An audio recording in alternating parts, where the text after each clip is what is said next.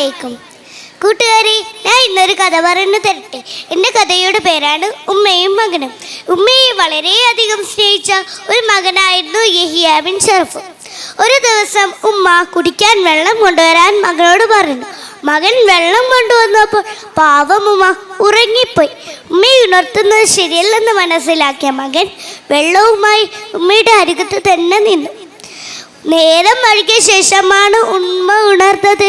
ഉമ്മ ഉണർന്ന ഉടനെ മകനോട് ചോദിച്ചു, മോനെ, നീ ഇതുവരായി ഉറങ്ങാതിരിക്കുകയായിരുന്നു? മകൻ, അതേ ഉമ്മ. ഉമ്മ ഉണർന്ന ഉടനെ വെള്ളം തരാന്ന് കരുതി നിന്നതാണ്. ഉടനെ ഉമ്മ ദുആ ചെയ്തു, അല്ലാഹുവേ, എൻ്റെ യോമന മകനെ നീ നന്നാക്കണമേ.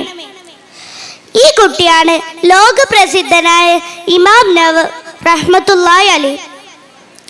ഇതിൽ നിന്ന് നാം എന്താണ് മനസ്സിലാക്കുന്നത് കൂട്ടുകാരെ?